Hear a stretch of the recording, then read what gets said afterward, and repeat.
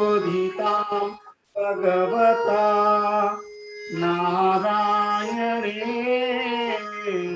स्वयं व्यासेन ग्रथितां पुराणमुनिना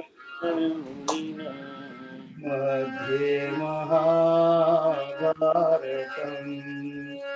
अद्वैतामृतवर्षिणीं Bhagwati अष्टादशाध्यायिनीम्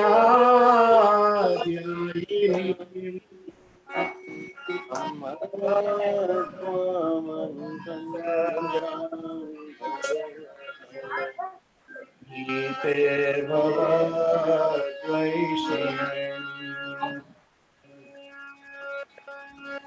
Hare Krishna, Hare Krishna, Krishna Krishna, Hare Hare, Hare Rama, Hare Rama, Rama Rama, Hare Hare. Hare Krishna, Hare Krishna, Krishna, Hare Hare, Hare Rama, Hare Rama, Rama Rama, Hare Hare. Hare Krishna, Hare Krishna, Krishna Krishna, Hare Hare, Hare Rama, Hare Rama, Rama Rama, Hare Hare, Hare Hare Krishna, Krishna Krishna, Hare Hare, Hare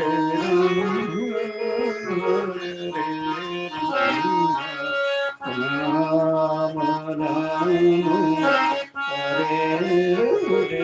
Hare, Hare Krishna, Hare Krishna, Krishna Krishna, Hare Hare, Hare Rama, Hare Rama, Rama Rama, Hare Hare, Hare Krishna, Hare Krishna, Krishna Krishna, Hare Hare, Hare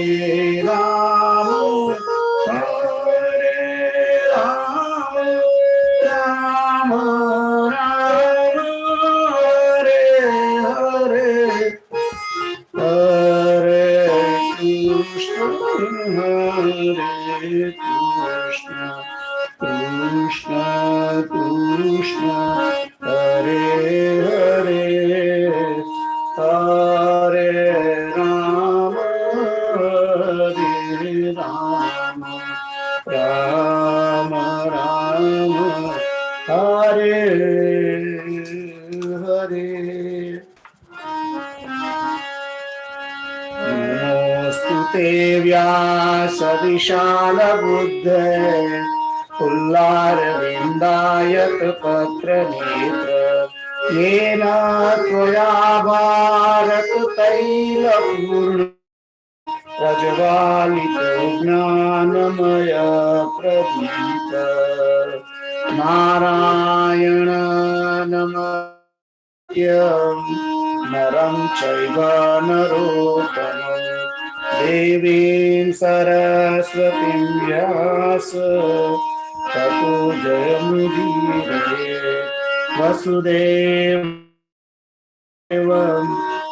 सचाणूरमर्दनम् Devaki परमानन्दम् कृष्णं वन्दे जगद्गुरुम् शान्ताकारं भुजगशयनं पद्मनाभं सुरेशं विश्वाधारं गगनसदृशं मेघवर्णं शुभांगं लक्ष्मीं कमलनयनं योगिभिर्ध्यानम् देवी सर्वलोकैकनाथम् यं ब्रह्मा वरुणेन्द्ररुद्रमरुता स्तुवन्ति दिव्यैस्तवै वेदैः साङ्गपदक्रमोपनिषदे गायन्ति यं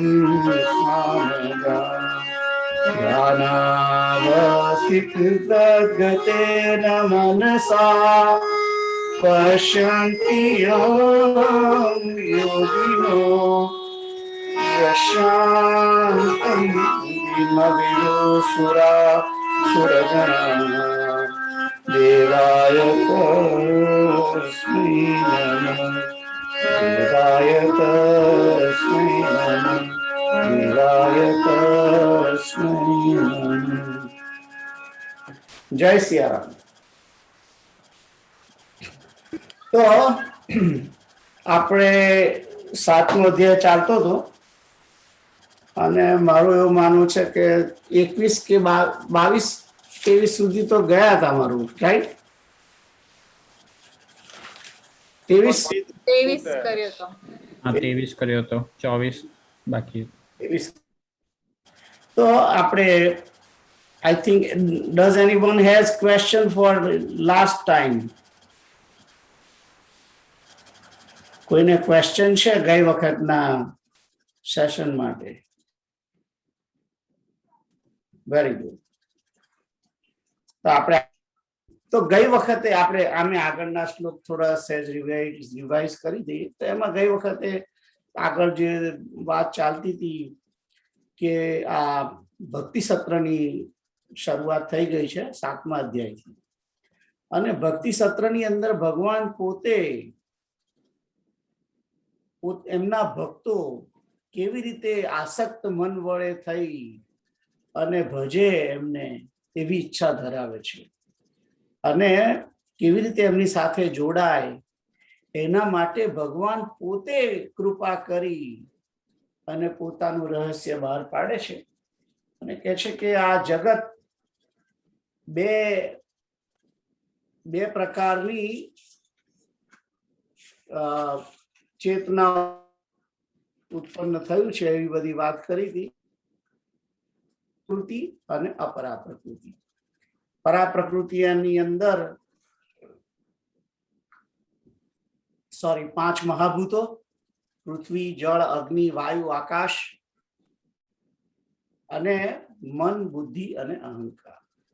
આ 8 તત્વો અપરા પ્રકૃતિ, અને પરા પ્રકૃતિ એ જીવ પોતે. અને એવું કહ્યું કે આ બંને, આ બધા જ તમામ ભૂતો જે છે જગતની અંદર, તમામ જીવો જે છે, તમામ પશુ પ્રાણીઓ જંતુઓ જે કંઈ તમે જુઓ છો, ચેતન અથવા જળ, એ બધું આ બે વસ્તુઓ વડે બનેલું છે, પરા પ્રકૃતિ અને અપરા પ્રકૃતિ. અને પછી ભગવાને કહ્યું મારા સિવાય આ બીજું કંઈ પણ આ જગતની અંદર છે નહીં. કે છે કે આ બધી પરા પ્રકૃતિ અને અપરા પ્રકૃતિ દરેકની અંદર હું રહેલો છું અને મારા સિવાય કંઈ છે નહીં.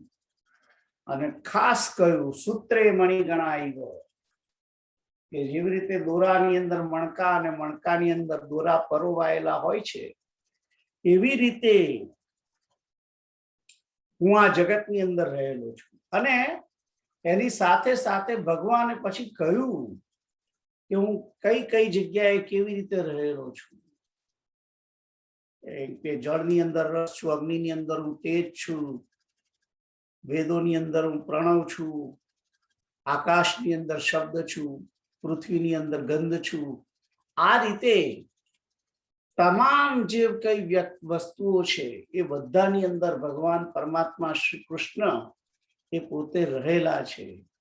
અને કહ્યું કે આ તમામ જગતનું બીજ મને જાણ, સનાતન કારણ મને જાણ, સર્વભૂતોનું સનાતન કારણ તું મને સમજ. અને આ બધા જે ભાવો જે ઉપજે છે, સાત્વિક, રાજસિક, તામસિક, એ બધા મારા વડે ઉપજેલા છે, પણ હું તેમની અંદર રહેલો નથી. મારાથી જ ઉપજ્યા છે બધા, પણ હું એની અંદર રહેલો નથી. અને કે છે કે આ ત્રણેય ભાવોથી, ત્રણ પ્રકારના જે ભાવ છે, સાત્વિક ભાવ, રાજસ ભાવ અને તામસ ભાવ, આ ત્રણેય વડે આખું જગત મોહિત થયેલું છે. અને મને પરમ અવ્યય, પરમ અવિનાશી, એને એ જગત ઓળખતું નથી. અને આ ત્રણ ગુણવાળી જે માયા જે છે, જેના વડે આ જગત મોહિત થયેલું છે, એ મારી માયા છે. એ મારી માયા છે. અને જે મને નિરંતર ભજે છે, જે મારે શરણે આવે છે, તે જ આ માયાને તરી જશે. આવી બધી વાત કરી છે. ભગવાન પોતે આ માયાને કેવી એની વાત કરી. અને પછી કહે છે કે જે દુષ્કૃતિના છે, જે પાપ કર્મ કરનારા જે લોકો છે, એ મને ભજતા નથી, કારણ કે એમનું અજ્ઞાન જે છે, અરે એમનું જ્ઞાન એ માયા વડે હરાઈ ગયેલું હોવાને કારણે તે લોકો બધા મને ભજતા નથી. પણ ચાર પ્રકારના લોકો મને ભજ. તો મેં તમને કહ્યું હતું કે ભગવાનને ભજનારા ચાર પ્રકારના છે, અને એ સિવાય બીજા દેવોને ભજનારા છે, એ પણ એક છે, એ પણ એક જુદો લોટ છે. પણ કૃષ્ણને જ ભજનારા છે ચાર. એ ચાર પ્રકારના: આર્તો, જિજ્ઞાસુ, અર્થાર્થી અને જ્ઞાની. જે દુઃખી છે તે, જે જિજ્ઞાસુ છે, જે જાણવાની ઈચ્છા રાખે છે કે કોણ છે કૃષ્ણ, એ. અને જે અર્થાર્થી, જેને કશું પામવું છે, સાંસારિક કે જે કઈ એમને પામવું છે, જોઈએ છે, એના માટે પ્રાર્થના કરનારા જે છે, મતલબના કારણે જે ભજન કરે છે તે. અને જ્ઞાની. જ્ઞાની કે આ જ્ઞાની ભક્ત કેવા છે, તો એનું બી કહ્યું ભગવાને કે જે નિત્યયુક્ત છે અને અનન્ય પ્રેમથી મારી અંદર જોડાયેલા છે, એ જ્ઞાની ભક્ત છે. અને આમ તો બધા ઉદાર છે, પણ તેમ છતાં જે મારી સાથે જોડાયેલો છે, જે આ સર્વ જગતની અંદર હું છું એમ સમજીને મારું ભજન કરે છે, આ બધું વાસુદેવ ભજન કરે છે, તે મહાત્મા, એ જ્ઞાની પુરુષ બહુ દુર્લભ છે. પણ કે છે કે બધા જ્ઞાની નથી હોતા. આ સિવાય બીજા આ ચાર પ્રકારના તે પોતપોતાની કામનાઓ વડે કે છે, જેનું જ્ઞાન ભ્રષ્ટ થયેલું છે, તેવા લોકો બધા એ જુદા જુદા દેવતાઓના નિયમોને ધારણ કરીને જુદા જુદા દેવતાઓને ભજે છે. અને જે દેવતાઓની ભજન કરે છે, એમની શ્રદ્ધાને હું એની પ્રત્યે જોડું છું. અને મેં જ મોકલેલા, મેં જ વહન કરેલા પદાર્થોને એ લોકો એ દેવતાઓ પાસેથી પામે છે. આ બધી વાત થઈ હતી. અને ત્યારે કહ્યું હતું કે ત્યારે આગળ એક શ્લોક આવ્યો, પણ કે છે કે એ દેવતાઓને ભજનારા જે છે, એમને જે ફળ મળે છે એ નાશવાન છે, પણ જે મને ભજે છે તે મને પામે છે. કૃષ્ણ સિવાય જે કોઈ વ્યક્તિ બીજા દેવતાઓને, મહાપુરુષોને જેને જેને ભજતા હોય એક વસ્તુ નિત્ય જાણજો કે એમને નાશવાન ફળ જ મળવાનું છે, એમને નાશવાન ફળ મળવાનું છે, એમને નાશવાન ફળ મળવાનું છે. આ 3 વખત મેં એટલે કહ્યું ત્રિસત્ય છે. એ જ કૃષ્ણને પામશે, એ જ પરમ આત્મા, એ જ શુભ ગતિને પ્રાપ્ત થશે. એ સિવાય જે ભજનારા છે, આ હું મારું પોતાનું નથી કહેતો, આ અંદર લખેલું છે એ જ બોલું છું. ખાલી હું થોડોક ભાર દઈને કહું છું એટલું જ છે, મારું પોતાનું કશું કહેતો નથી. આવું જ કહ્યું છે ગીતાની અંદર. આપણે જે આ 7 અધ્યાય, જે 7મો અધ્યાય છે એની અંદર એ જ કહ્યું છે કે જે મને ભજશે તે મને પામે છે. મદ ભક્તા યાંતિ મામ અપી, જે મને ભજે છે તે મને પામશે, અને જે બીજા દેવતાઓને ભજે છે તેને અંતવત્તુ ફળ મળે છે, એટલે કે નાશવાન ફળ મળે છે, જેનો અંત થઈ જાય છે એવું. પછી આગળનો જે શ્લોક તો 23 ત્યાં સુધી આપણે કરેલું, અને પછી આગળનો શ્લોક કેતુલ તમે વાંચો.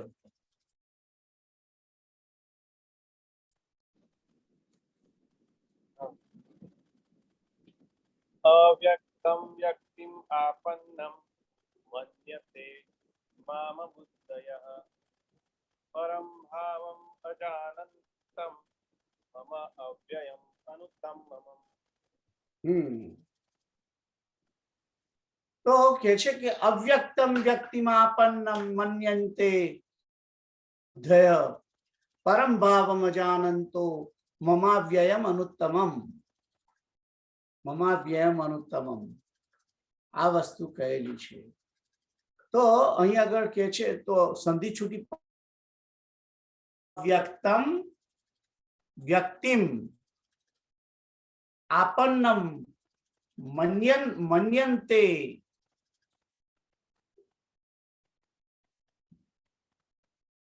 મામ અબુદ્ધયઃ,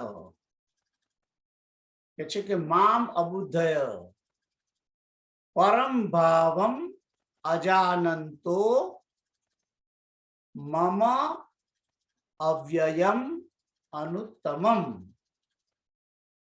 એટલે કે છે કે આવું બધાને ખબર છે કે જે બીજા દેવોને ભજશે તે નાશવાન ફળને પામશે, અને જે મને ભજશે એ મને પામશે. વ્યક્તિ જો સમજુ હોય અને આ જગતની જ વસ્તુઓની જોઈતી હોય, ખાઈ પીને લહેર જ કરવી હોય ને, આપણે બેંક બેલેન્સ જોઈતું હોય ને, ગાડી ને બંગલા ને આ તે જોઈતું હોય, તો કૃષ્ણ, એના માટે કૃષ્ણને ભજવાની જરૂર નથી. ખોટો સમય બગાડશો નહીં, એના માટે ખોટો તમારો અત્યારનો સમય બગાડશો નહીં. અને જો મોક્ષની ઈચ્છા રાખતા હશો, કે જો કૃષ્ણને પામવાની ઈચ્છા રાખતા હશો, તો વસ્તુ બરાબર છે. એટલે ભગવાન કહે છે કે આ બધા મનુષ્યો મને ભજતા નથી. એનું કારણ શું છે ખબર છે? કારણ કે બધા વિષય ભોગોથી છેતરાયેલા છે. વિષય ભોગોને કારણે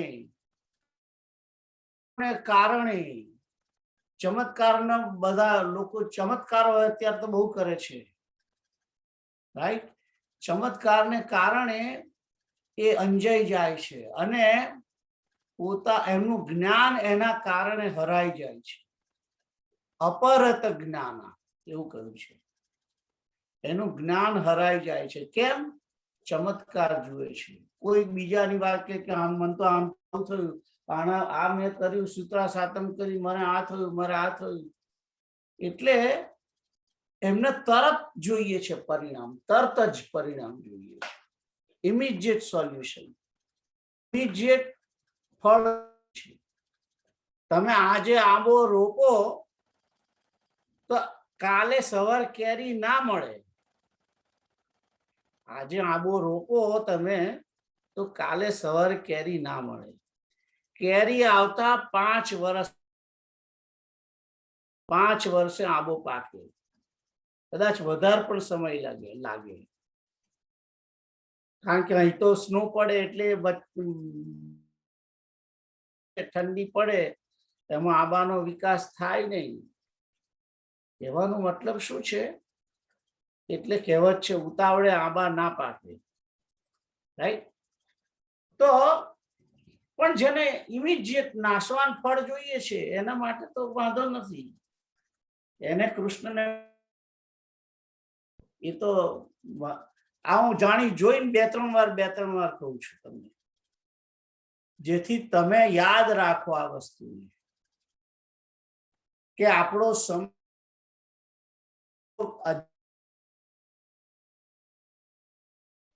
તો એ સમયમાં કયા દેવની આપણે ઉપાસના કરીએ છીએ, આપણે આ મનુષ્ય જીવનનો શું લાભ છે આ બધો વિચાર કરવાનો છે, રાઈટ? તો અહીં કહ્યું છે કે મને બધા આ જે બધા મને ભજતા નથી એનું કારણ શું છે? બુદ્ધિહીન છે, અબુદ્ધય. પહેલી લીટીમાં કહ્યું બુદ્ધિહીન પુરુષો મારા અનુત્તમ, એટલે કે મારાથી બીજો કોઈ ઉત્તમ નથી એવો અવિનાશી જે પરમ ભાવ છે, અવ્યય ભાવ છે, અવ્યય અવિનાશી પરમ ભાવ જે છે કે એને કે છે કે એ તત્વથી જાણતા નથી, અજાનંતો, અને કે છે કે અવ્યક્તમ મામ વ્યક્તિમ આપન્નમ, કે છે કે હું અવ્યક્ત છું, હું કોઈને વ્યક્ત થતો જ નથી, પણ તેમ છતાં મને તત્વથી જાણતા નથી, હું મન અને ઇન્દ્રિયોથી પર અવ્યક્ત છું. કે છે કે વ્યક્તિમ આપન્નમ, મને વ્યક્તિ તરીકે ઓળખે છે, મને યશોદાના લાલ તરીકે ઓળખે છે, મને ખાલી વસુદેવના પુત્ર તરીકે જ ઓળખે છે, મને એક સામાન્ય યાદવ તરીકે ઓળખે છે, એવું જાણીને મને વ્યક્તિ ભાવને પામેલો માને છે. કૃષ્ણને રેગ્યુલર સામાન્ય મનુષ્ય હોય એમ માને છે. આ કોઈ નહીં, આ યશોદાનો છોકરો છે, એ ગોકુળમાં ધમાલ કર્યા કરે છે, છોકરીઓને પજવ્યા કરે છે, કઈ કરતો નથી, રાઈટ? કે છોકરીઓને છેડ્યા કરે છે, બીજો કોઈ કરતું એને કોઈ કામ ધંધો નથી, મા બાપનો બગડેલો છોકરો છે એવું માને છે, મા બાપનો બગડેલો છોકરો માને છે, રાઈટ? અને વાત સાચી છે, અમે અમારે આણંદમાં પેલું રણછોડજી મંદિર આગળ જે પેલું નીકળે પેલું રથ, ત્યારે માખણનો ચોર છે ને રાજા રણ વાર્તા માખણ, એટલે ભાઈ કોઈને આપણે ચોર કહેવાય ખરો? કોઈને જાહેરમાં ચોર કહો તમે, જેને તમે કોઈ જાહેરમાં ચોર કહો તો એને કેટલું ખોટું લાગે ને એના મંદિરની સામે બોલીએ જ પાછા માખણનો ચોર છે, રાજા રણછોડ છે. રાજા કહે છે રણછોડ છે, ભાગી ગયેલો છે, યુદ્ધમાંથી રણભૂમિમાંથી ભાગી ગયેલો છે, એટલે આવું એને વ્યક્તિ માને છે. આ વ્યક્તિ તો માનતા નથી, જે ભજે છે એની ભાવ છે એવો. કહેવાનો મતલબ છે કે સામાન્ય પુરુષ માને છે. કૃષ્ણને સામાન્ય ગણીએ છીએ આપણે બધા, જાણીએ છીએ કે ભગવાન છે તેમ છતાં પણ એમ કે એને સામાન્ય ગણીએ છીએ. કેટલાય શાસ્ત્રોના શ્લોકો, ઉપનિષદો, વેદોની અંદર લખેલું છે કે કૃષ્ણ સ્વયં પરમાત્મા છે, તેમ છતાં અવગણના કરીએ છીએ અને એને કેવલ એક વ્યક્તિ છે એમ માની બેસી અને એની અવગણના કરીએ છીએ. કારણ એ કે એને તત્વથી જાણતા નથી અને આપણે બુદ્ધિ વગરના છીએ, એટલે અબુદ્ધય. અને કે છે કે અને આ પરમાત્મા શ્રી કૃષ્ણથી બીજું કોઈ ઉત્તમ નથી, અનુત્તમમ. આ અવિનાશી પરમ અવ્યયમ છે. પરમ અવ્યયમ ભાવ જે છે કૃષ્ણની અંદર એ રાખતા નથી, અવ્યય ભાવ રાખતા નથી. પરમ ભાવમ અજાનંતો કે છે કે મારો જે છે જે ભાવ જે છે મારી અંદર રાખવાનો છે, એ કે છે કે મારા પરમ ભાવને જાણતા નથી. અજાનંતો એટલે કે જાણતા નથી અને મને વ્યય અને અનુત્તમ માનતા નથી, પણ કેવલ એક વ્યક્તિ તરીકે મને ગણે છે, પુરુષોત્તમ તરીકે નહીં, પરમાત્મા તરીકે નહીં. પરા અને અપરા પ્રકૃતિની થી પર છે, સંપૂર્ણ જગત પ્રગટ થાય છે, આવું સમજતા નથી. એના કારણે આ બધા મને ભજતા નથી. તો ખાસ કૃષ્ણને જાણવાનો છે, કૃષ્ણને સમજવાનો છે, કૃષ્ણને પરમાત્મા તરીકે સમજી અને એને ભજવાનું છે. એ વાત કરે છે કે મને અવ્યક્ત હોવા છતાં, હું તો અવ્યક્ત જ છું, પણ તેમ છતાં મને વ્યક્તિ માને છે, સામાન્ય વ્યક્તિ. મારા જે પરમ ઉત્તમ જે ભાવ છે, અવ્યય અવિનાશી, હું આવો છું, અવિનાશી છું, મારાથી બીજું કોઈ વધારે ઉત્તમ નથી, આવું બધું જાણતા નથી. અને એ મને તત્વથી જાણતા નથી. એનું કારણ એ લોકો અબુદ્ધય છે. એટલે કે એમને બુદ્ધિહીન છે અને મને વ્યક્તિ તરીકે ગણે છે, એટલે એ મને ભજતા નથી. પણ બીજા જે છે એ તરત, તમે વિચાર કરો કેમ કૃષ્ણની વાત જો તમે જુઓ દરેક જગ્યાએ, આખું જીવન તમે જુઓ તો કૃષ્ણની અંદર તમને ચમત્કાર જોવા નહીં મળે. બહુ ચમત્કાર નહીં જોવા મળે. જેલમાંથી નીકળ્યા, પહેલો તો જન્મ જ જેલમાં છે. અને મા બાપને એને મા બાપને ચોરીથી એને મૂકી આવવો પડ્યો ગોકુળમાં. અને ત્યાં આગળ પણ એને મારવા માટે કેટલા બધા પ્રયત્ન થયા. 11 વર્ષના થયા કૃષ્ણ, ત્યાં સુધી મારવા માટે ખૂબ પ્રયત્ન થયા છે. અને આ બધા જે દૈત્યો આવ્યા છે એને પોતે પોતાના બળ વડે માર્યા છે. કોઈના માટે કોઈ એવો ચમત્કાર કર્યો નથી. અને મથુરામાં ગયા, મથુરાની અંદર કંસને મારી અને પાછું રાજ્ય પોતે ના કરી લીધું. કંસને માર્યો ખરો અને પોતે રાજા થવાના હકદાર હતા, તેમ છતાં એમણે રાજ્યનો સ્વીકાર નથી કર્યો કે એમના બાપાને ના બેસાડ્યા, જે હતા જૂના રાજાને બેસાડ્યા. એટલે પોતાના માટે કઈ કર્યું નથી. જે કઈ કર્યું છે કર્મ, એ કર્મ જે છે એ બીજા માટે અને પોતાના પરિશ્રમથી બધું કર્યું છે કૃષ્ણએ. એનીવે, એટલે ચમત્કાર જોવા નહીં મળે. કૃષ્ણ તમને ચમત્કાર નહીં કરાવે, કૃષ્ણ તમને સમજાવશે.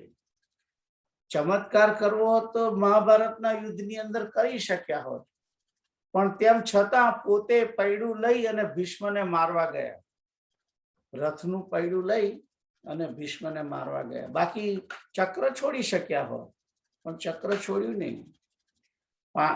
સામે 11 અક્ષૌહિણી સેના કૌરવોની, અને એ કૌરવોની સેનાને પણ ચક્ર વડે જ કાપી કાઢી હોત એમણે જાતે જ, પણ એવું કઈ કર્યું નહીં. પોતે જાતે શ્રમ કર્યો, અર્જુનને કરાવડાયો. અર્જુનને કહ્યું કે તું તારી જાતે લડ, હું તારી જોડે છું. એટલે પરમાત્મા શીખવે છે કે કશું એકદમ મફતિયું લેવાની પ્રયત્ન ના કરો. મળી જાય ઓચિંતાનું, એકદમ મળી જાય. કૃષ્ણ જોડે તમે આશા નહીં રાખો. કૃષ્ણ જોડે તો કૃષ્ણ તમને કહેશે કે કેવી રીતે કર્મ કરવાનું, કેવી રીતે કર્મ કરવાનું. કર્મ તમારે જ કરવાનું અને ફળ તમને સારું મળશે, પણ કર્મ તો તમારે કરવું જ પડશે. પ્રકારથી તમને ફળ નહીં આપે કૃષ્ણ, પણ જે ફળ આપશે એ ફળ અવિનાશી હશે. તો આ વાત કરેલી છે. તો આઈ થિંક આ શ્લોક તમને ખબર પડે છે. કોઈને ક્વેશ્ચન્સ છે? યસ. હા બોલો. તો મને ગયા વખતે બી ક્વેશ્ચન હતો કે ભગવાન એવું કહે છે કે મને ભજવાનું, રાઈટ? સો પણ આપણે તો ભગવાનને આમાં આ શ્લોકમાં એ જ આવ્યું કે વ્યક્તિ તરીકે જ ભજીએ છીએ. તો આપણે કેવી રીતે ભગવાનને ભજવાના? કે વ્યક્તિ ભાવને પ્રાપ્ત થયેલા વ્યક્તિ, પરમ કૃષ્ણ એ વ્યક્તિ નથી. કૃષ્ણ સચ્ચિત આનંદ સ્વરૂપ છે. કૃષ્ણ એ આત્મા છે અને એ દરેકની અંદર વસેલો છે. વાસુદેવ સર્વમિતિ કેવી રીતે ભજવાના એનો આગળ આપણે આવ્યો તો કેવી રીતે ભજે છે. બહુનામ જન્મનામંતે જ્ઞાનવાન મામ પ્રપદ્યતે વાસુદેવ સર્વમિતિ સ મહાત્મા સુદુર્લભ. આ બધું વાસુદેવ છે એમ સમજીને ભજવાનું છે. રાઈટ, પણ આપણે જ્યારે એટલે તમે ખાલી કાગળના પિક્ચર જેની અંદર ફોટો છે મોરલી વાળો, એને ચાંદલો કરવાનું નથી, એને માળા પહેરાવાની નથી.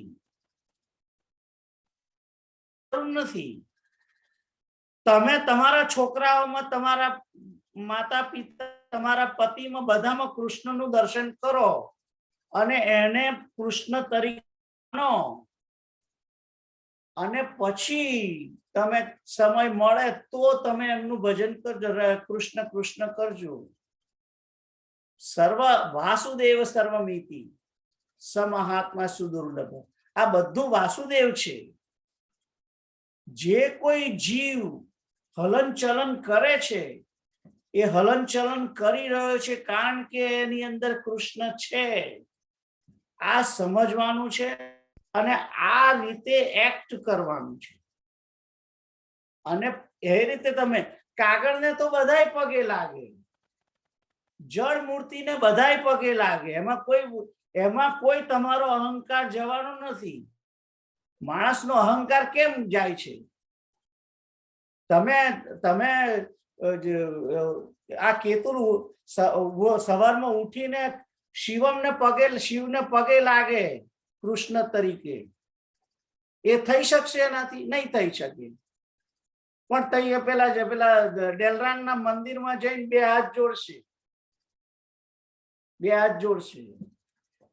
રાઈટ? એટલે અહંકારની મૂર્તિની સામે તો બધાય પગે લાગે. પથ્થરની મૂર્તિની સામે બધાય પગે લાગે. એમાં તમારો અહંકાર જવાનો નથી.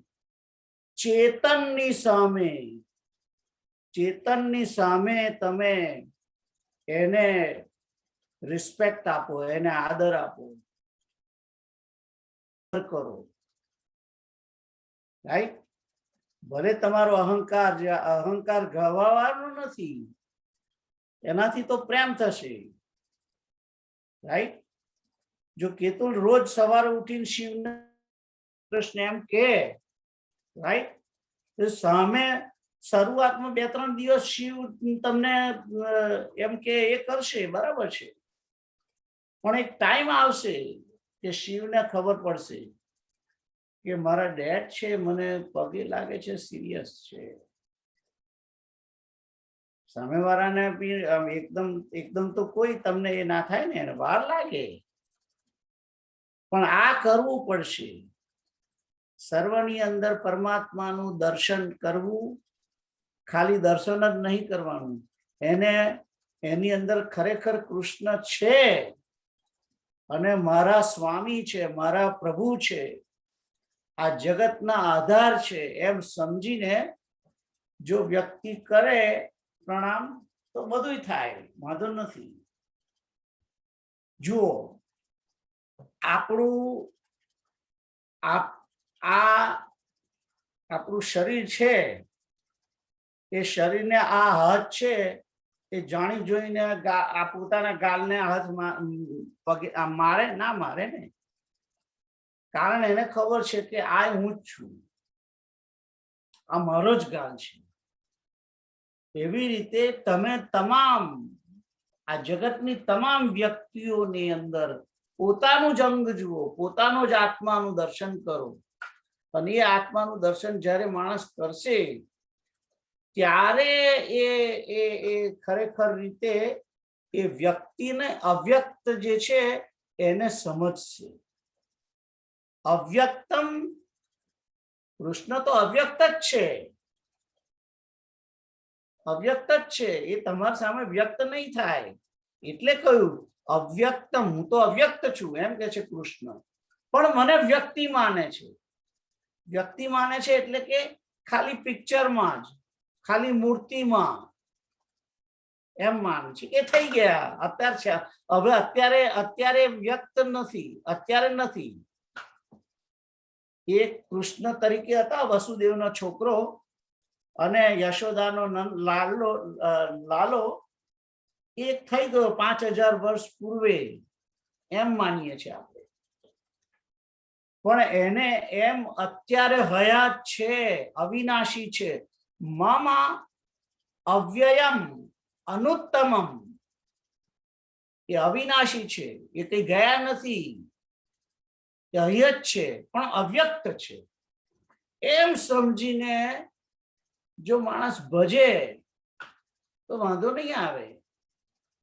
પણ આપણે બધા આ એને અવ્યક્તને વ્યક્ત થયો તો એમ માને છે, વ્યક્ત જ છે એમ નથી માનતા. થયો, થઈ ગયો.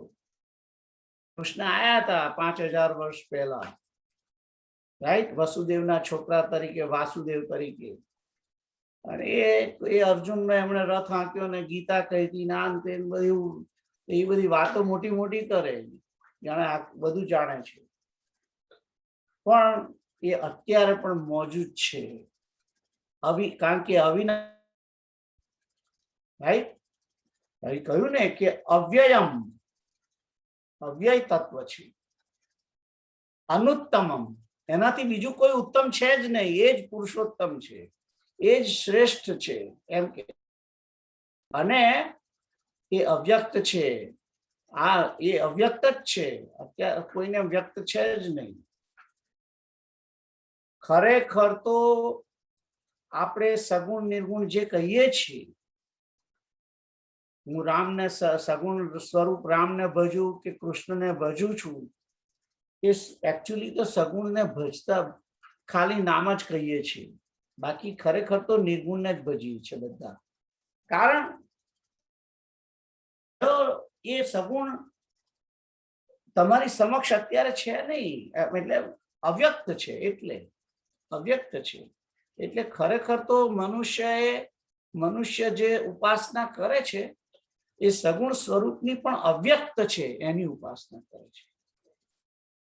સગુણ સ્વરૂપની, એ રામ હોય કે કૃષ્ણ હોય કે શિવ હોય, એ સગુણ સ્વરૂપની ઉપાસના કરે છે, પણ એની સામે વ્યક્ત નથી, અવ્યક્ત જ છે ઓલવેઝ. એટલે જેને ભજવાના છે એ તમારી સમક્ષ છે જ નહીં. બેઝિકલી એટલું સમજી લો, આ જે બધું દેખાય છે એ પરમાત્મા નથી, પણ એ બધાની અંદર જે નથી દેખાતું તે પરમાત્મા છે, એ કૃષ્ણ છે. પૃથ્વી છે, પણ પૃથ્વીની અંદર જે ગંધ છે એ ગંધ તમે જોઈ ના શકો, કૃષ્ણ છે. જળ છે, જળ દેખાય છે તમને,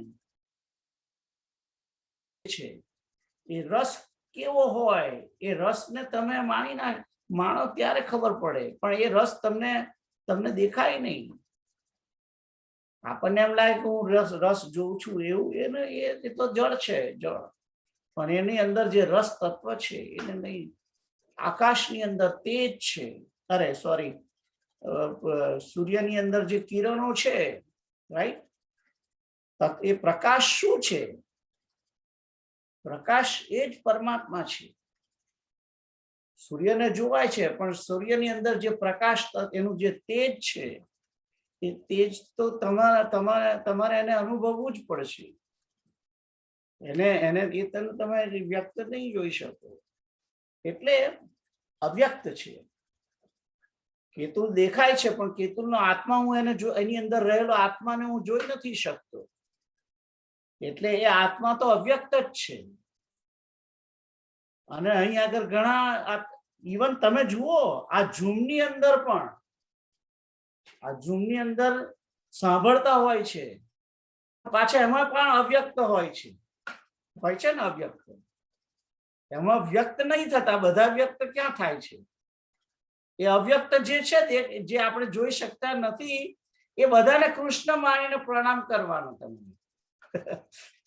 રાઈટ? અહીંયા આગળ જે સ્ક્રીન છે, એ સ્ક્રીનમાં 3 જ જણ દેખાય છે, હું, કેતુલ ને પ્રીતલ, પણ બીજા ઘણા છે અવ્યક્ત. રાઈટ? બા દાદા જાનકી બધા. હા, પણ એ બધા કૃષ્ણ સ્વરૂપ છે. એમના દર્શન આપણને ના થાય, સમજ્યા? તો એ બધા કૃષ્ણ સ્વરૂપ કહેવાય, કે છે ખરા પણ અવ્યક્ત છે, અવ્યક્ત છે. રાઈટ? એટલે બધા કૃષ્ણ સ્વરૂપ. આજકાલ તો પેલો દુર્ગેશ દેખાતો નથી. બોલો, દુર્ગેશ પણ છે. મારો વિડિયો નથી ચાલતો, હું ટ્રાય કરું છું. જો એટલે છે, પણ મને શ્રદ્ધા છે, હું તોય બોલું છું ને. 2 જણ દેખાય છે સામે, પણ હું બોલું છું, કારણ કે હું અવ્યક્તની અંદર વ્યક્ત નથી, પણ એમ છતાં જાણું છું કે અવ્યક્ત છે, એ મને સાંભળે છે. એ કૃષ્ણ, આ કૃષ્ણ તત્વ છે કે જે વ્યક્ત નથી, અવ્યક્ત છે. એટલે અવ્યક્ત છે એવો ભાવ રાખીને એને સમજો, એને એ પ્રમાણે જાણો કે અવ્યક્ત છે જ. અમે નાના હતા ત્યારે સ્કૂલની અંદર એક પાઠ આવતો હતો. એ પાઠની અંદર હતું કે કઈક ચોરી કરવા જાય છે કોઈ છોકરાઓ, કે કોણ જાય છે ખબર નહીં. એટલે આંબાવાડિયાની અંદર ચોરી કરવા જાય છે, કેરીઓ ચોરવા. અને ત્યારે પેલો બીજો એક છોકરો કહે છે, કે કોણ કહે છે ખ્યાલ નથી, પણ છે કે ને તો પેલો છોકરો નાનો કહે છે કે ભગવાન એમ કરીને એ છોકરો પછી કેરી નથી તોડતો, એવી કઈક વાર્તા આવતી હતી અમારે. હું એ વાર્તા પણ ભૂલી ગયો. પણ ભગવાન બધું જુએ છે, એટલે ભગવાનને તો ખબર જ છે. એટલે મૂળ શું છે કે વ્યક્તિથી ડરવાનું નથી. મારે કોઈથી, કેતુલથી, કે કેતુલના ડેડીથી, કે રંજનથી, કે શિવમથી, કે જયરામથી ડરવાનું નથી, કે મારા કોઈ શત્રુથી. પણ એની અંદર છે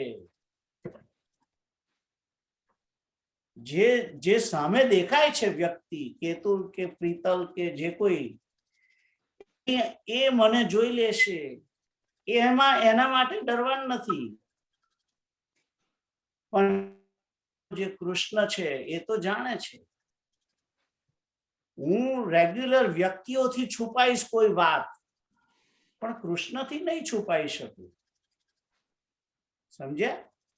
જે મારા મનની અંદર જે વિચાર ચાલે છે એ મારા મનની અંદરનો વિચાર પણ એ કૃષ્ણ જાણે છે. આ જાગૃતતા મારે રાખવી પડશે.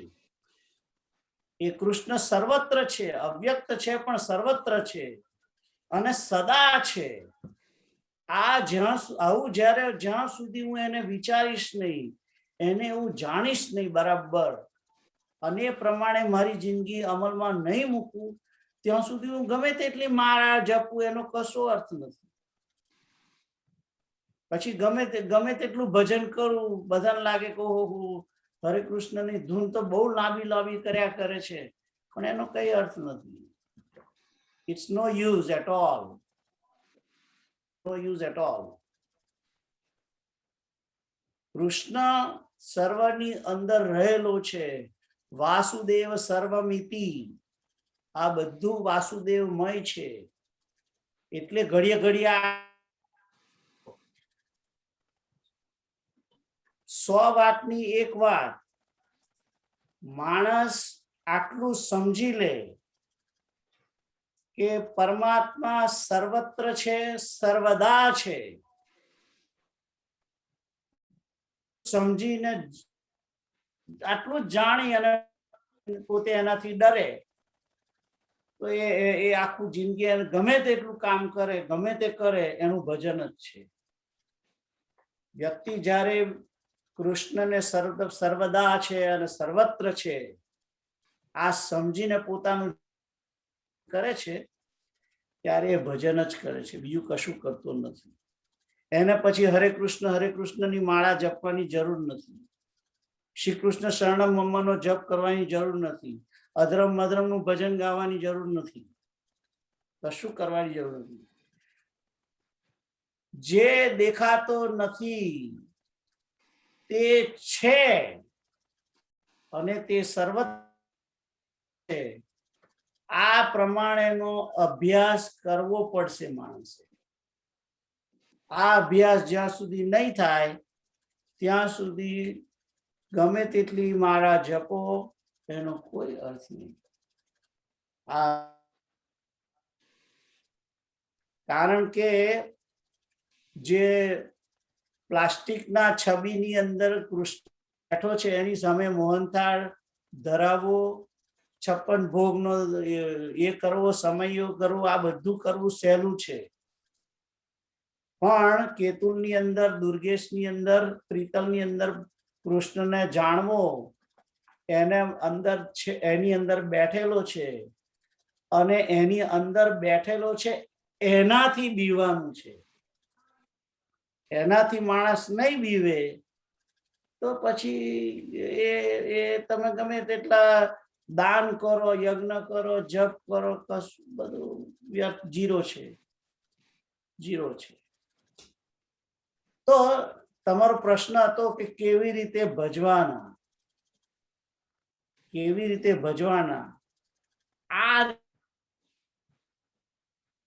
રીતે ભજવાના છે. જુઓ, એટલે તો કહ્યું બહુનામ, 19મો જે શ્લોક છે, બહુનામ જન્મનામ અંતે જ્ઞાનવાન્મામ પ્રપદ્યતે વાસુદેવ સર્વમિતિ સ મહાત્મા સુદુર્લભ. હમણાં એ વિચારવાનું છોડી દો કે સ મહાત્મા સુદુર્લભ, એને એક બાજુ મૂકી દો, અને બહુનામ જન્મનામ અંતે પણ છોડી દો એક બાજુ. પેલો મહાત્મા કેવી રીતે ભજે છે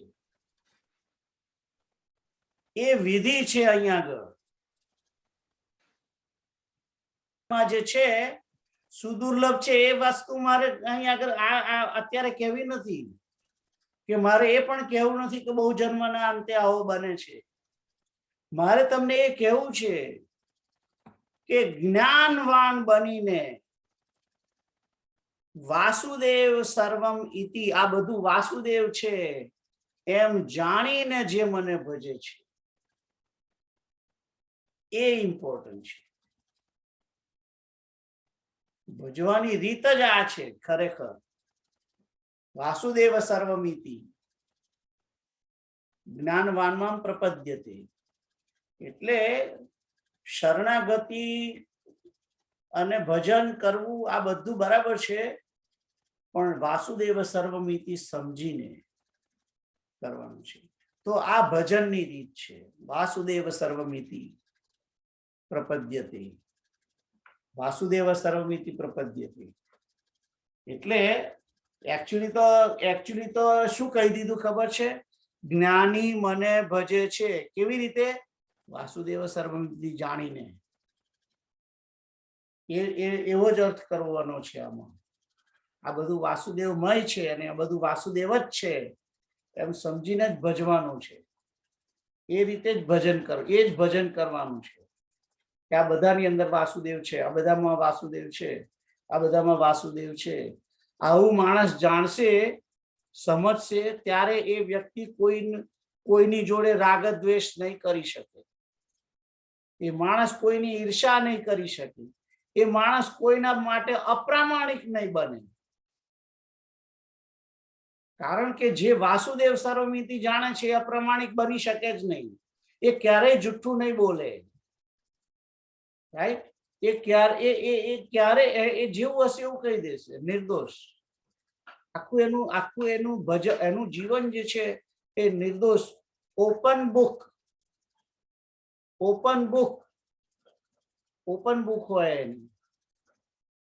કારણ बंदों से पर्दा रखना क्या? राइट? जब पर्दा नहीं जब कोई खुदा से बंदों से पर्दा रखना क्या? राइट? આવું ગાયન છે. તો પરમાત્મા કૃષ્ણની સાથે એને જાણવાનો છે, એને સમજવાનો છે. એ સર્વત્ર છે અને એ બધું મને જુએ છે. એ કાયમ મારી અંદર જ બેઠેલો છે. એ બેસી અને મારો હિસાબ લખે છે. મારા મનની અંદર શું વિચારો ચાલે છે એ પણ લખે છે.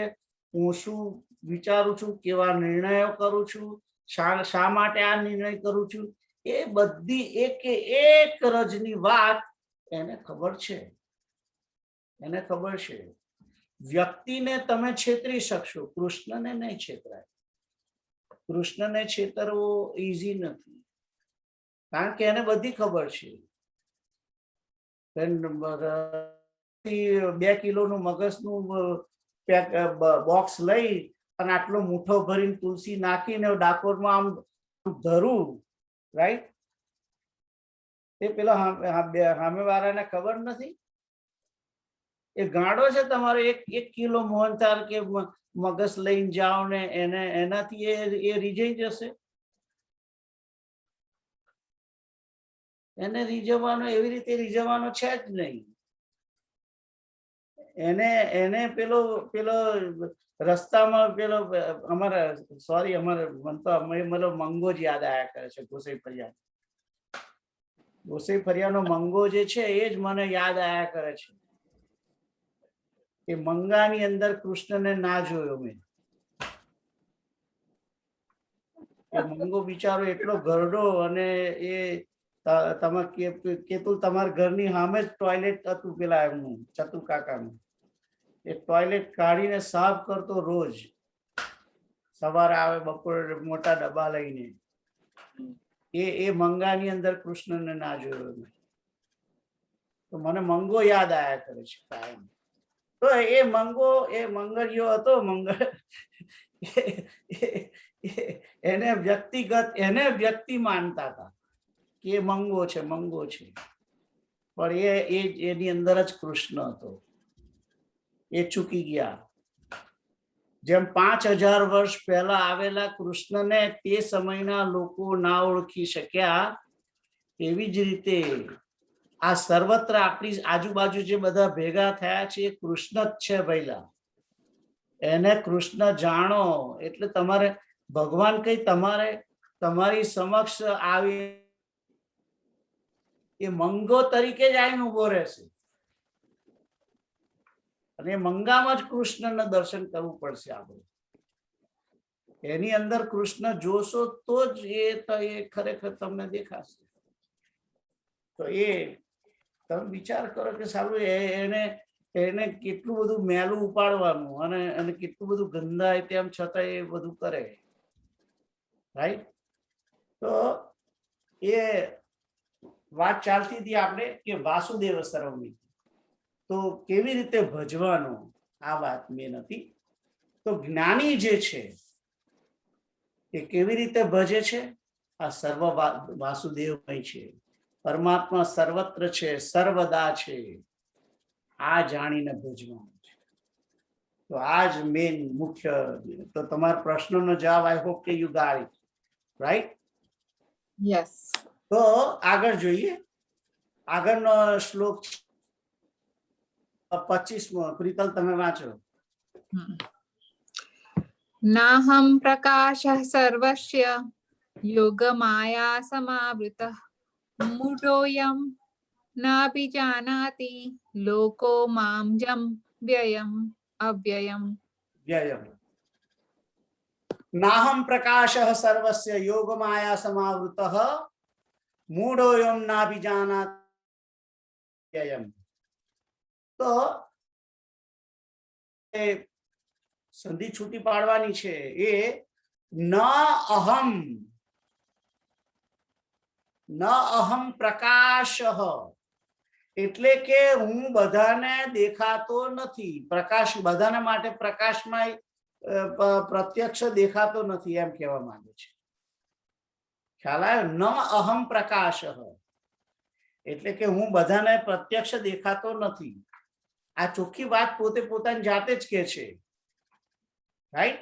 એ તો કે છે જ કે હું બધાને દેખાવાનો નથી. સર્વસ્ય એટલે બધાને, હું બધાને દેખાતો નથી એમ પહેલા 8 અક્ષરમાં આ કહ્યું. કેમ? યોગ માયા સમાવૃત, કે યોગ માયા વડે હું આવૃત થયેલો છું. તો આ માયા જે છે એ માયા એટલે જ આ 5 મહાભૂત, માયામાંથી જ આ બધું બનેલું છે. અપરા પ્રકૃતિ જે છે, મન બુદ્ધિ અહંકાર અને 5 મહાભૂતો એ જ માયા છે. 5 મહાભૂતો છે એ માયાથી જ પ્રગટ થયેલા છે. એટલે એ માયાનું સ્વરૂપ છે. પૃથ્વી, જળ, આકાશ, અગ્નિ, વાયુ, મન બુદ્ધિ અહંકાર આ બધા માયાના છોકરા છે, માયાનો પરિવાર છે. એટલે એના વડે હું ઢંકાયેલો છું એમ કે છે. યોગ માયા સમાવૃત, હું છું કેતુલ ની અંદર છું, પણ સામે કેતુલ જ દેખાય છે. કે ભાઈ મારા ફ્રેન્ડ નો છોકરો છે, કે એ ડેલરાનમાં રહે છે, કે પછી પ્રીતમ નો ભાઈ છે, કે ઘનશ્યામભાઈ નો છોકરો છે, અરુણાબેન નો છોકરો છે. એ રીતે આવૃત થયેલો છે કૃષ્ણ. કૃષ્ણ છે નાહમ પ્રકાશઃ, એ કૃષ્ણ દેખાતો નથી. કેમ? કારણ કે એની આજુબાજુ માયા લાગી છે. ઘનશ્યામભાઈ કહે છે કે મારો છોકરો, અને પેલી જાનકી કહે છે કે મારો પતિ, શિવ કે મારો પિતા, અને પ્રીતલ કે મારો ભાઈ. તો આ બધી માયા છે. અને એ શરીર, જે શરીર દેખાય છે, એ મહાભૂતોથી બનેલું છે. એની એ જીવની, એ શરીરની અંદર મન છે, બુદ્ધિ છે અને અહંકાર. તો એ કૃષ્ણ અંદર જ છે. કૃષ્ણ અંદર જ છે, પણ એ માયા વડે આવૃત થયેલો છે, એટલે દેખાતો નથી. એટલે કે છે કે યોગ માયા સમાવૃતમ અહમ સર્વસ્ય પ્રકાશ નહ, કે છે કે મારી યોગ માયા વડે આવૃત થયેલો હું સર્વને પ્રત્યક્ષ નથી એમ કે છે. અને એટલે શું કે છે? એટલા માટે મૂઢો વિજાનાતિ, એટલે મૂઢ પુરુષો મને જાણતા નથી. અને પછી આગળ કે છે લોકો મામ અજમ અવ્યયમ, તો કે છે કે આ લોકો મને જન્મ રહિત અને અવિનાશી છે એવું જાણતા નથી. ન અભિજાનાતિ, હું અવિનાશી છું, અજમ છું. અજમ એટલે કે જન્મ રહિત, હું જન્મ રહિત છું અને અવ્યય છું એવું આ લોકો મને જાણતા નથી. એવું મને આ લોકો જાણતા નથી. કેમ? કારણ કે મૂઢ છે. એ મૂઢ લોકો મને અજમ અવ્યયમ છું, અવિનાશી છું આવી રીતે મને જાણતા નથી. કારણ કે હું બધાને પ્રકાશિત થયેલો નથી, હું બધાની પ્રત્યક્ષ થતો નથી. અને પ્રત્યક્ષ નથી એનું કારણ એ છે કે હું યોગ માયા વડે આવૃત થયેલો છું. મારી આજુબાજુ ઢાંકેલું છે, મેં ચાદર ઓઢી દીધી છે. આવૃતમ, આવૃત એટલે ઢંકાયેલો છું, માયા વડે ઢંકાયેલો છું. એટલે માયા વડે ઢંકાયેલો છું. એટલે હું શિવમને એમ કહું કે તું મારો કે એ મારો છોકરો, શિવ કે હું ડેડી મારા ફાધર, એ આ બધી માયા છે. તો એ માયા, કારણ કે આ જે સંબંધો જે છે, માતા પિતા પત્ની પુત્ર, પિતા પત્ની પતિ, આ સંબંધો માણસનું જેટલું આયુષ્ય આ એટલો સમય જ એ સંબંધ છે. ખ્યાલ આવ્યો કે તું કે આ મારું બોડી જે છે એ બોડી 5-10 વર્ષ પછી મરી જશે. પછી બોડી જોડે કોઈ સંબંધ નહીં. પછી ફોન કરશે કે તું ફ્યુનરલ ની વ્યવસ્થા કરો, શોધો અહીં નજીક કરે એમ, અને 2 દાડા થઈ જાય એવું કરજો. બહુ વહેલું બહુ મોડું ના કરશું.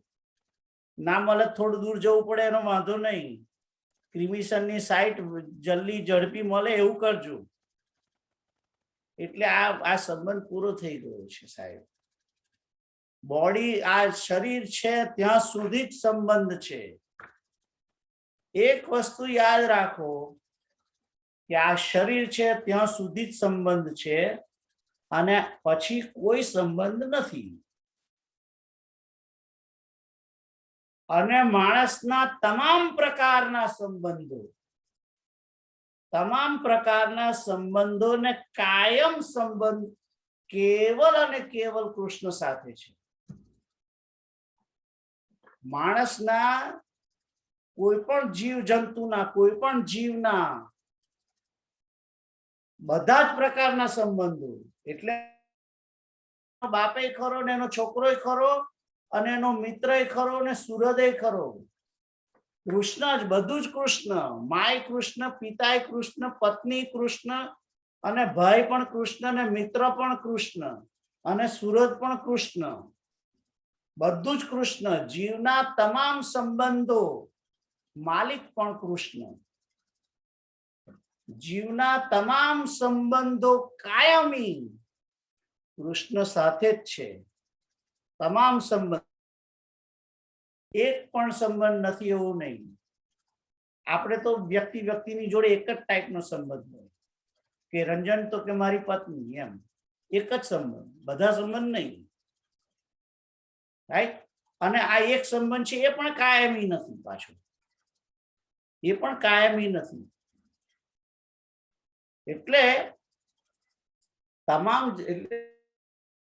મૂળ આપણે વાત ચાલતી હતી એ કેમનો આવ્યું મને ખ્યાલ ના આવ્યો, કેવી રીતે આવી, પણ મૂળ વાત ચાલતી હતી કે હું સર્વત્ર કોઈને પ્રત્યક્ષ થતો નથી.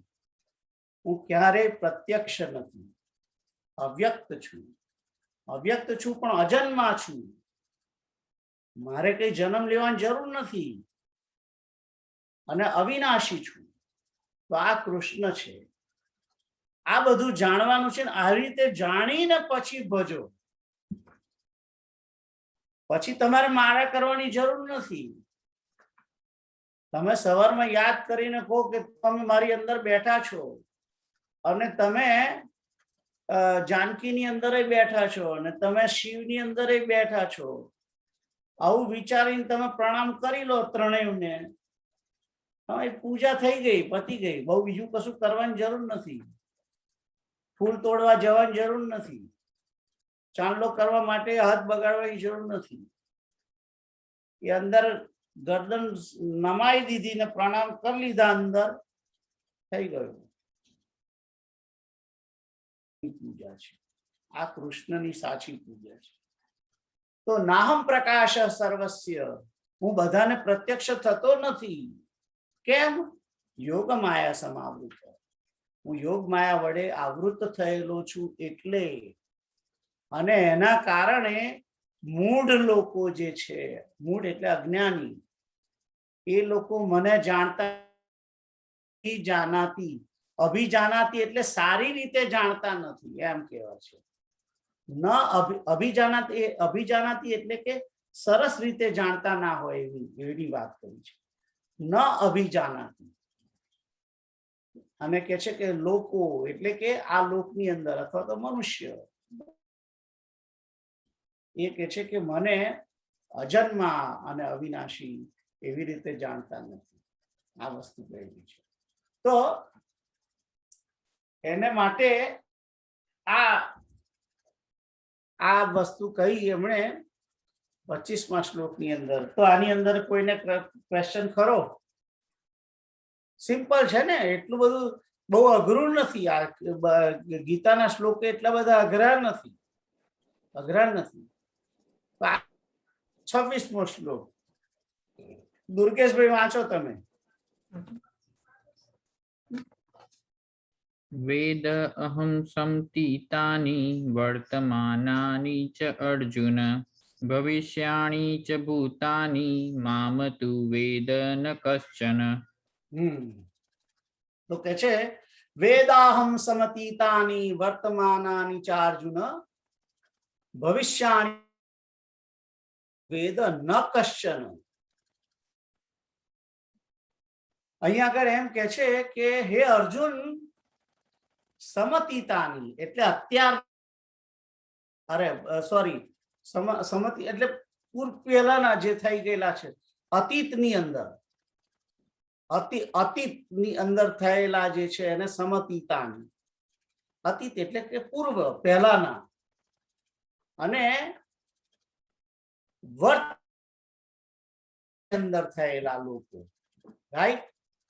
એટલે પહેલા થઈ ગયેલા લોકો અને વર્તમાનમાં લોકો અને ભવિષ્યમાં થનારા.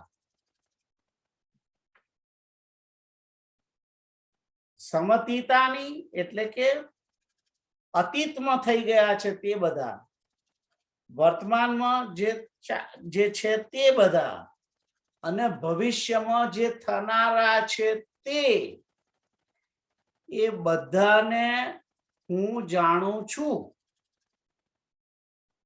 કે છે કે વેદ, વેદ એટલે જાણવું, અને અહમ એટલે હું જાણું છું. કોને? સમતીતાની જે પહેલા થઈ ગયેલા છે એને, વર્તમાનાની અત્યારે છે તે, અને આ ચ એટલે કે અને, ચ લખ્યું છે ને, ચ અર્જુન, તો ચ એટલે કે અને ભવિષ્યમાં જે થવાના છે તે. આ બધા ભૂતો, ભૂતો એટલે કે જીવો, આ બધાને હું જાણું છું. પણ કે છે કે મામ તું વેદ ન કશ્ચન. કે છે કે હું જાણું છું પણ મને કોઈ જાણતા નથી. કશ્ચન એટલે કોઈ પણ, અને વેદન એટલે કે જાણતા નથી, મને કોઈ જાણતા નથી. મામ એટલે મને અને તું એટલે પણ. તું નો અર્થ છે પણ મને કોઈ જાણતા નથી. આ તો વાત સાચી છે કે એ બધાને જાણે છે, પણ આપણે બધા ભગવાન કૃષ્ણને જાણતા નથી. સિમ્પલ વસ્તુ કહી દીધી અહીંયા ભગવાન. બધું નાના નાના શ્લોકોની અંદર કેટલી મોટી મોટી વાતો અહીંયા આગળ ભગવાને કે પહેલા થઈ ગયેલા ભૂતકાળમાં થઈ ગયેલા એ લોકો અત્યારે બધા છે તે અને ભવિષ્યમાં જે થશે એ બધા જીવોને હું જાણું છું. ભૂતા કે બધા પશુ પક્ષી તમામ જે આત્માઓ છે એ સર્વને હું જાણું છું. અહીં ભૂત લખ્યું છે એટલે ભૂત એટલે જીવ સમજવાનું. ખ્યાલ આવ્યો? ભૂત એટલે શું? ભૂત એટલે આત્મા, પણ એને શરીર નથી તે. એટલે આપણે કહે છે કે ભૂત આવ્યું, કોઈને ભૂત વર્ગી. એ ભૂત એટલે કે જે મરી શરીર છોડી દે, આત્મા શરીર છોડી દે અને ભૂત કહેવાય. એટલે કે જીવ જ છે. એ કઈ મરી ગયો નથી, જીવ મરતો નથી, શરીર મરી જાય છે. આ શરીર જ્યારે આત્માની સાથે સંલગ્ન થઈ અને કામ કરવાનું છોડી દે છે એનો અર્થ કે મૃત્યુ. અને જ્યારે આત્મા અને શરીર બંને સાથે કામ કરવાનું ચાલુ કરે છે એનું નામ જન્મ. સિમ્પલ ડેફિનેશન છે. ખ્યાલ આવે? તો વેદાહમ હું જાણું છું. કોને? પૂર્વે થઈ ગયેલા ભૂતો, અત્યારના અને ભવિષ્યમાં થનારા, આ બધાને હું જાણું છું. પણ મામ મને વેદ ન કશ્ચન, કશ્ચન એટલે કોઈ, અને જાણતું નથી એમ કહેવા માંગે છે. ખ્યાલ આવ્યો? સિમ્પલ આટલું સહેલું છે કે ના પૂછે. તો આ વસ્તુ ખબર પડી કે ભગવાન બધાને જાણે છે, પણ એને ભગવાનને કોઈ જાણતું નથી. છે કેવી રીતે છે, શા માટે છે, એના વિશે કોઈ જાણતું નથી. એટલે ભગવાને ચોથા અધ્યાયની અંદર આપણને કહ્યું હતું કે જે મને તત્વથી જાણે છે મુક્ત, કહ્યું હતું ને આગળ. અને એક વખત મને યાદ છે કેતુલનો પ્રશ્ન હતો કે તત્વથી કેમ ના જણાય આ, રાઈટ? એ તત્વથી જાણવું. એટલે ભગવાન કહે છે કે મને કોઈ જાણતું નથી. કારણ કે જે જાણે છે એ મળી જાય છે. જે જાણે છે એ પ્યોર અગ્નિ જ્યોત, એ પેલી જ્યોતની જોડે ટચ થઈ જાય છે. જાણે છે એટલે કારણ કે એ પ્યોર થઈ ગયો છે, તો શુદ્ધ છે. પરમાત્મા પોતે શુદ્ધાત્મા છે,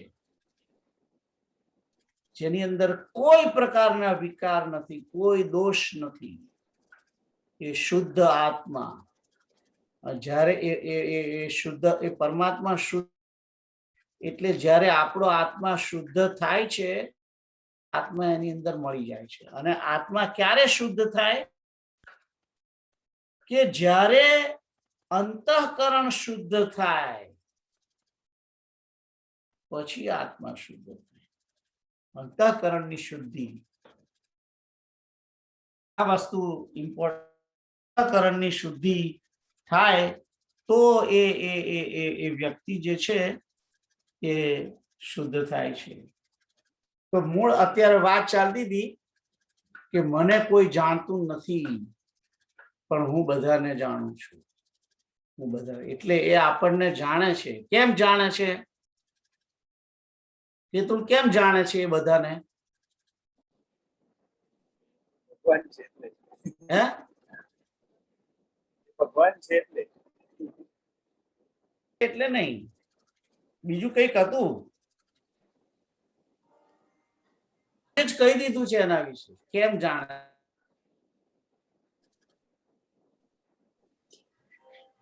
આપણે ભગવાનની પ્રકૃતિમાંથી જ તો ઉત્પન્ન થયેલા છે ને. ના, એ કારણ નથી.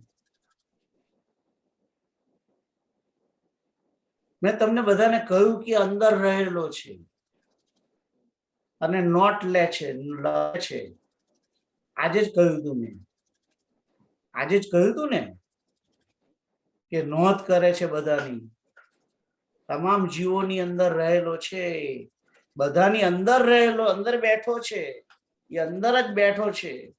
બેઠો છે એટલે નોટ લે છે, નોટ કે હું શું વિચારું છું અત્યારે, મારા શા વિચારો છે, મેં કયો નિર્ણય કર્યો, મારા મનમાં શું ચાલે છે, બધું એને ખબર છે. એ બધું જાણે છે. કારણ કે પેલી નાની પેલા છોકરાની આમ કેરી ચોરવા આવેલા છોકરાની વાર્તા હતી ને કે ભગવાન બધું જુએ છે, ભગવાન બધું જુએ છે, ખબર છે. He knows everything. કોણ શું કરે છે, કોણ કેવું, કેટલો અપ્રામાણિક છે, કોણ કેટલો પ્રામાણિક છે, બધી જ એને ખબર છે. કારણ કે અંદર જ છે, દરેકની અંદર છે. એ જળની અંદર રસ છે, એ પૃથ્વીની અંદર ગંધ છે, તો આ પૃથ્વી તત્વ આપણી અંદર છે જ ને. જળ તત્વ છે, અગ્નિ તત્વ પણ અંદર છે, તો તેજ પણ છે, રાઈટ. પંચ મહાભૂતોની અંદર એ રહેલો છે. જે પંચ મહાભૂતો થી આ શરીર બન્યું છે તો એની અંદર છે જ, અને આત્મ સ્વરૂપે પણ છે. એટલે બીજા પક્ષી તરીકે છે. તો અને મેં તમને પહેલા એક વખત આ જે ચિત્ર છે આગળ પેલું આ ચિત્ર છે, સોરી, અને કપડું પહેરાયેલું છે એટલે ચિત્ર દેખાતું નથી, પણ આ ના, આમાં ચિત્ર નથી. પેલું ચિત્ર છે રથનું, રાઈટ. એ રથનું ચિત્ર છે. એ રથની અંદર બે જણા બેઠા છે. હા, જો આ બતાવ્યું તો એક આત્મા છે ને એક પરમાત્મા છે, અને શરીર છે એ રથ છે. આ બધું મેં તમને પહેલા એક વખત સમજાવ્યું હતું, આ ચિત્રને પણ સમજાવ્યું છે. એટલે રથની અંદર, શરીર રૂપી રથની અંદર પરમાત્મા જીવની સાથે બેઠેલો જ છે. એટલે એને ખબર જ છે. એક જ રથની અંદર બે જણા હોય તો બીજો શું કરે છે એને ખબર ના પડે? પડે કે ના પડે? એને એ જાણે જ ને કે આ કઈ લઈ જાય છે, આ કઈ જાય છે, કઈ ફરે છે. કારણ કે રથમાં એ બેઠેલો છે કાયમ માટે. એ કાયમ માટે અંદર બેઠેલો છે, એને ખબર જ છે. જ્યાં આ એક જ વસ્તુ છે. જુઓ, કાયમ જોડે આવનાર એ એકલો જ છે. જીવની જોડે કાયમ આવનારો એ એકલો જ છે. બીજા બધા તો અહીં આપણને મૂકી આવશે ક્રિમેશનમાં, એ જોડે કોઈ ના આવે. આ જગતના લોકો કોઈ આપણી જોડે આવે, જીવની જોડે કોઈ જતું નથી, રાઈટ. ખાલી એક કૃષ્ણ જ જોડે આવે છે. એટલે એ જોડે ને જોડે હોય છે, કાયમ જોડે. અને જે થોડાક વર્ષો માટે આપણી જોડે છે, 2-5 વર્ષ માટે, 50 વર્ષ માટે, 60 વર્ષ માટે, 90 વર્ષ માટે જે છે, એની જોડે આપણે એની બહુ ચિંતા કરીએ છીએ. પણ પેલો કાયમનો છે એને ભૂલી જઈએ છીએ. આપણે સંબંધો જે છે એની પંચાતો વધારે કરીએ છીએ, પણ જે સંબંધ કાયમ રહેવાનો છે જેની જોડે, એની કોઈ ચિંતા કરતા જ નથી. એના વિશે કોઈ વિચારતું જ નથી કે મારો સંબંધ તો કાયમ એની જોડે છે. એ સંબંધ જેની જોડે એના માટે કશું કર્યું આપણે? એના માટે કરવાનું. ભગવાન પૂછશે કે હું તારી જોડે આવ્યો હતો પૃથ્વી લોકમાં, પણ તું તો મને યાદ જ નતો કરતો. તો તને બધા જે નવા મળ્યા એ લોકોની જોડે હર્યા ફર્યા ખાઈ પીને લહેર કરી, મને તો યાદ જ ના કર્યું કોઈ દિવસ. એટલે મૂળ પછી શરમાવાનું થાય. આપણે ઘણી વખત એમ્બેરેસ થઈએ છે ને, કોઈ વાર ઘણી વાર આપણે કોઈ જોડે જે કાયમનો સંબંધી હોય અને પછી આપણે ભૂલી જઈએ, રાઈટ? ફરી કોક વાર મળે ત્યારે આપણને પછી એમ્બેરેસ થાય. એવું આ જીવને પણ એમ્બેરેસમેન્ટ થશે.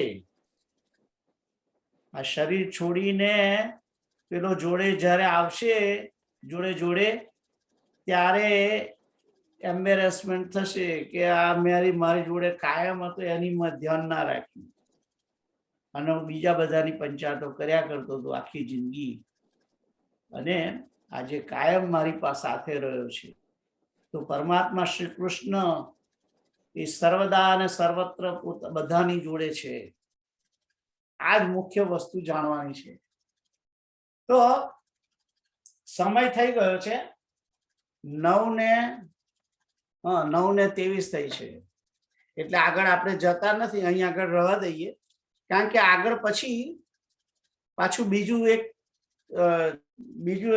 એક નાનો સબ્જેક્ટ શરૂ થાય છે ત્યાં આગળ. એ સબ્જેક્ટ પછી કરશું, પણ એ પહેલા 1-2 મિનિટ સંકીર્તન કરી દઈએ.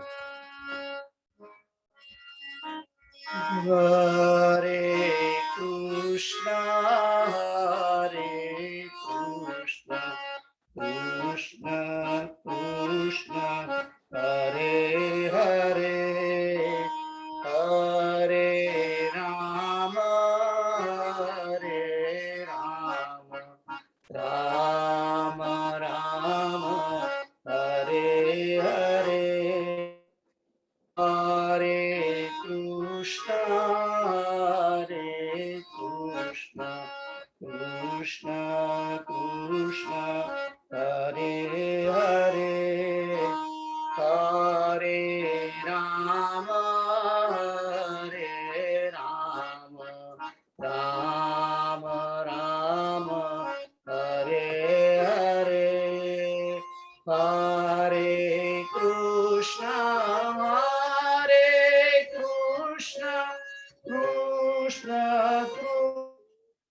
હરે હરે હરે રામ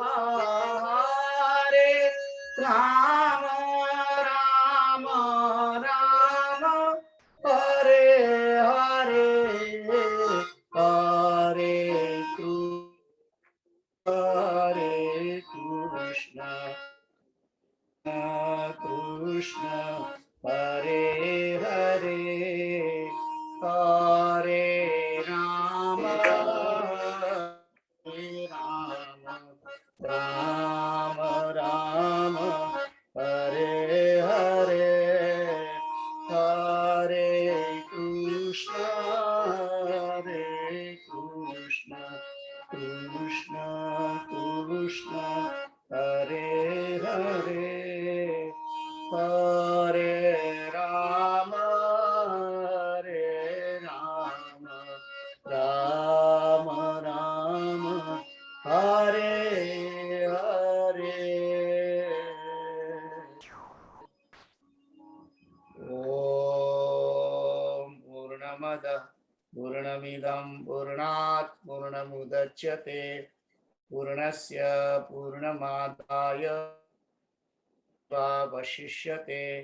ઓમ સર્વે ભવन्तु સુખિનઃ સર્વે સन्तु નિરામયાઃ સર્વે ભદ્રાણિ પશ્યन्तु મા કશ્ચિદ દુઃખમાપ્નુયાત.